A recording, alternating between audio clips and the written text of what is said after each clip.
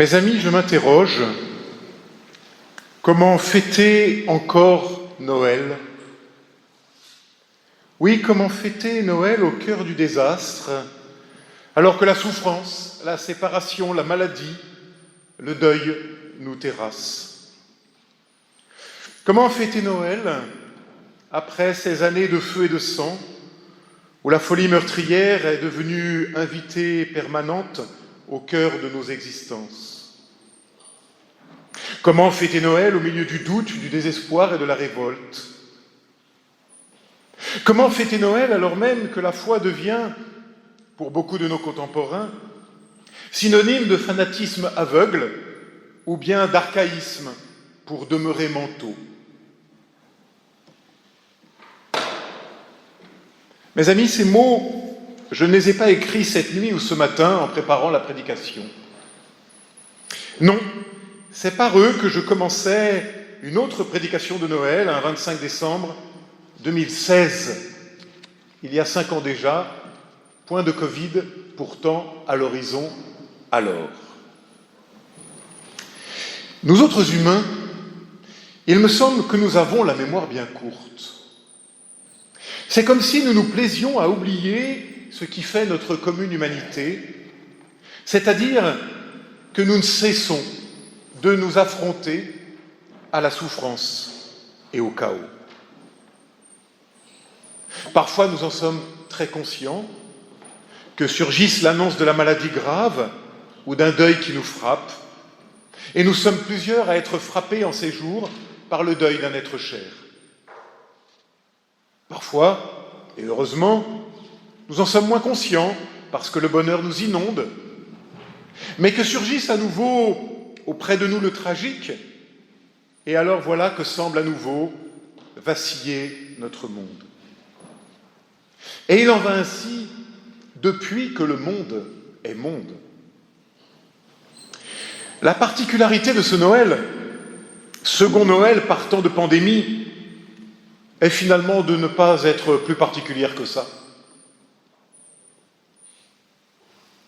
La particularité de ce Noël, peut-être, c'est qu'il a un goût de déjà-vu et qu'il nous rappelle que parfois les choses nous échappent alors que nous autres, hommes et femmes postmodernes occidentaux, nous étions habitués à tout maîtriser depuis 70 ans, depuis la fin de la Deuxième Guerre. Mais là, c'est vrai que devant cette pandémie qui n'en finit plus, même pourtant si cela, notre humanité l'a déjà traversé, nous vacillons. Mais je le redis, notre humanité s'affronte et s'affrontera toujours au chaos. Je pense à cette prière du réformateur Zwingli pendant la peste. Nous sommes en 1519. C'est pas aujourd'hui, hein. Réconforte-moi, Seigneur Dieu, réconforte-moi. La maladie s'accroît, la douleur et l'angoisse oppriment mon âme et mon corps. C'est pourquoi, toi, ma seule consolation, reste auprès de moi. Maintenant, ma langue est muette, elle ne peut prononcer un seul mot. Tous mes sens sont émoussés. C'est pourquoi il est temps que tu prennes en main mon combat. Mon cœur reste cependant constamment auprès de toi, même s'il enrage. Fin de citation. Rien de nouveau donc, sous le soleil. Bon, peut-être vous me direz que la situation s'assombrit davantage encore, pas seulement à cause de la pandémie, mais aussi à cause de tous ces discours de haine que l'on croyait révolus et qui donnent à nouveau de la voix à travers nos médias et nos réseaux sociaux. C'est vrai, et ça m'effraie aussi. Et puis, il y a ces rumeurs de menaces de guerre en Ukraine ou ailleurs.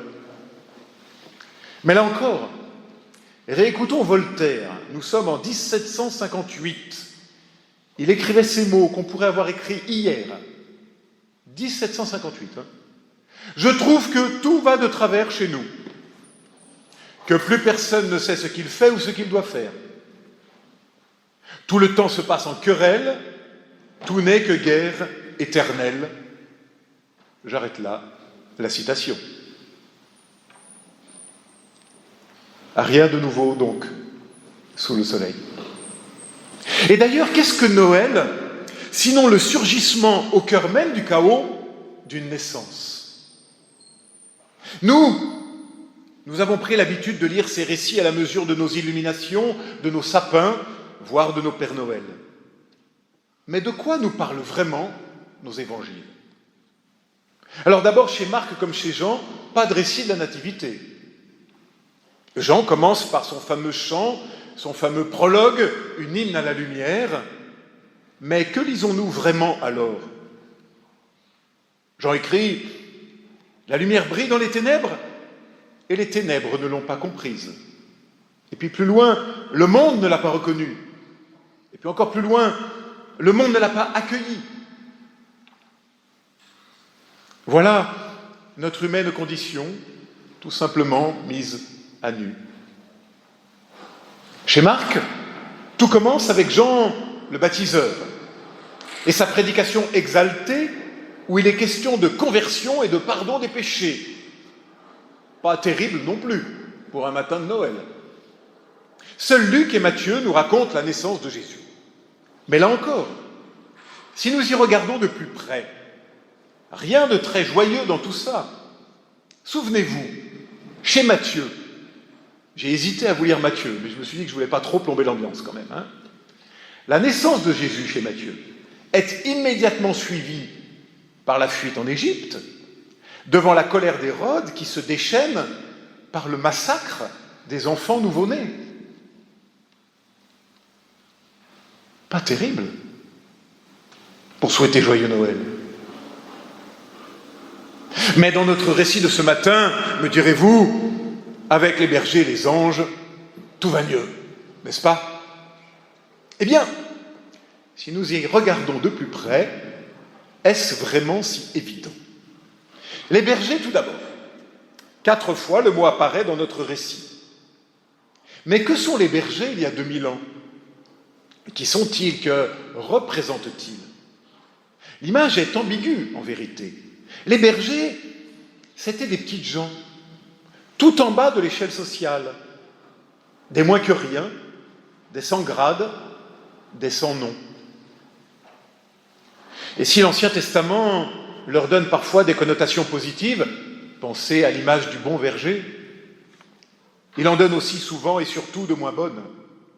Pensez à tous ces mauvais bergers contre lesquels tonnent les prophètes. Aux 4 bergers répondent les 4 mentions des anges. Bon, heureusement qu'ils sont là, les anges, pour nous donner un peu de quoi rêver.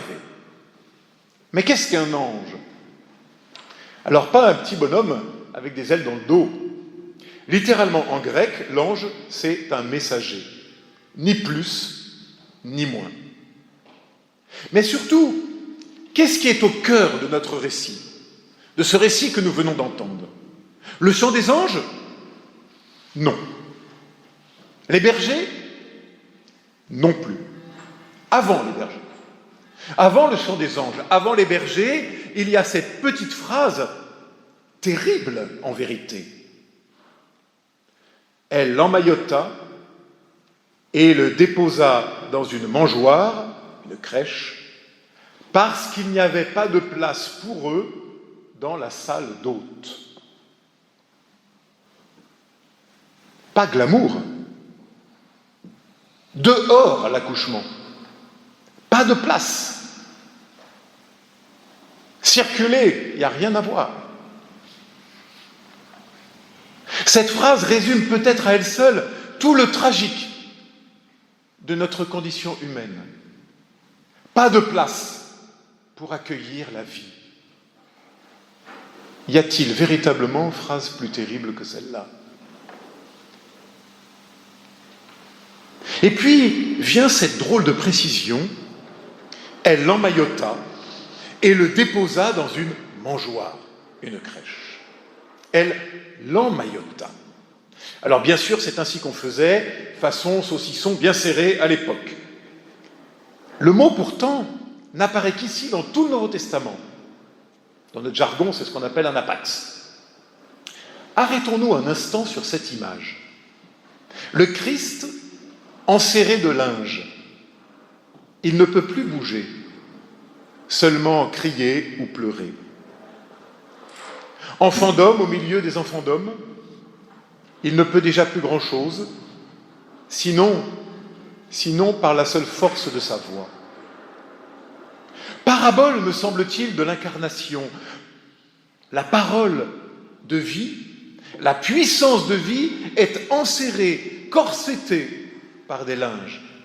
Dieu comme impuissant, saucissonné par les langes. Et il faudra toute la puissance de la résurrection pour qu'il se retrouve délié de ses linges au matin de Pâques, à la fin de l'histoire, mais qui est en fait son vrai commencement. Oui, les langes sont peut-être les signes par excellence de l'incarnation, dis-je, symbole de la faiblesse, parabole de la fragilité humaine et de l'absolue dépendance.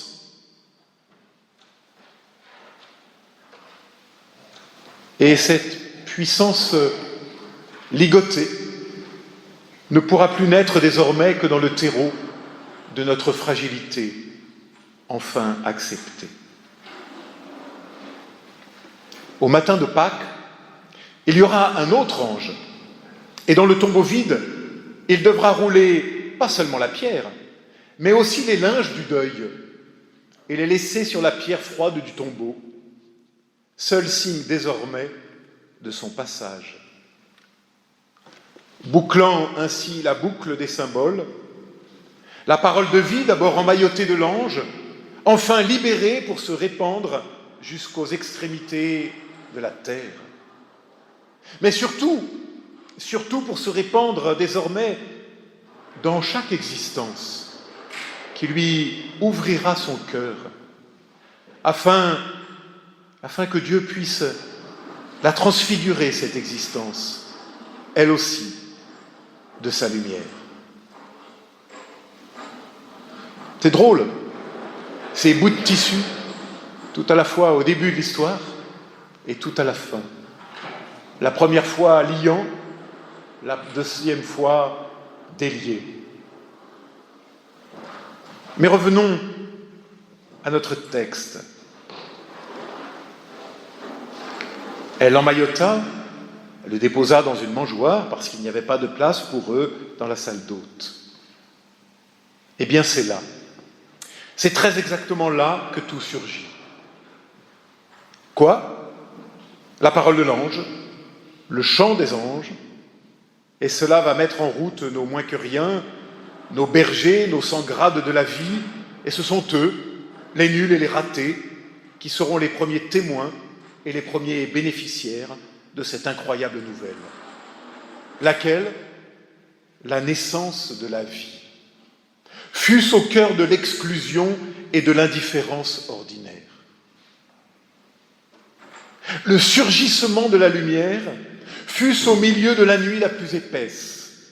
Et c'est cela, Noël, le surgissement de la vie au cœur de l'absurde et de la mort. Et n'est-ce pas cela dont nous avons le plus besoin aujourd'hui ? Oui, aujourd'hui. Car Noël, c'est pas seulement un anniversaire que nous fêtons, celui de la naissance du grand patron il y a 2000 ans. Non. Un mot résonne dans la bouche de l'ange. Aujourd'hui. Eh bien, je crois que cet aujourd'hui est pour nous aussi. Car Noël, encore une fois, ce n'est pas l'anniversaire de quelque chose qui s'est passé hier, il y a 2000 ans, mais l'annonce de quelque chose qui vient, qui survient aujourd'hui, dans nos vies, et qui peut tout bouleverser. Non pas hier, mais aujourd'hui, afin de nous apprendre une autre manière d'être humain, dans l'accueil cette fois, à la vie qui vient, qui survient malgré nous. Un collègue et ami m'a donné de découvrir ce vieux sermon pour Noël du XIVe siècle d'un certain Jean Toller que Luther aimait lire et relire. Je vous confie les quelques lignes de ce texte. La naissance du Fils en nous Dans cette naissance, Dieu se donne à l'âme et vient lui appartenir à un point tel que rien ne lui a jamais été en si intime possession. Le texte ne nous dit-il pas « Un enfant nous est né, un fils nous est donné ». Il est nôtre, tout à fait nôtre, nôtre plus que tout autre bien. Il naît à chaque instant et sans cesse en nous. Il naît à chaque instant et sans cesse en nous. Voilà le miracle de Noël. Voilà le seul et unique cadeau qui vaille et qui importe, celui de ce Dieu qui vient faire en nous, c'est-à-dire en toi, en moi, le lieu de sa naissance, sa demeure. C'est toi qui es la crèche. C'est toi, c'est moi, c'est nous qui sommes désormais la mangeoire où repose Christ. Malgré nos deuils, malgré nos angoisses, malgré nos peurs.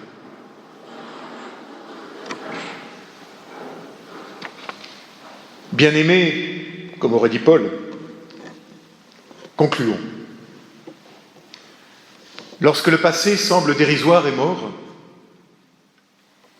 lorsque l'avenir se dérobe, lorsque le présent lui-même nous échappe sous nos pas chancelants, lorsque le monde devient illisible et absurde, lorsque l'impuissance nous paralyse, une seule chose demeure possible, résister. Comment ? Risquer d'aller en profondeur, dans ce mouvement du dedans, en soi-même, pas pour une introspection égotique, mais pour un travail spirituel. Oui, creuser, descendre au fond de soi pour y rencontrer l'autre, y découvrir aussi l'homme intérieur, comme le dirait Paul. Apprendre l'art de l'affût, d'être à l'affût de ce qui vient, survient malgré nous et qui peut tout transfigurer.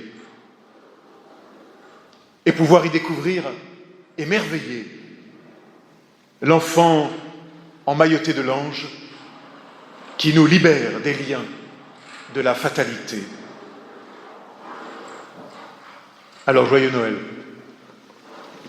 Amen.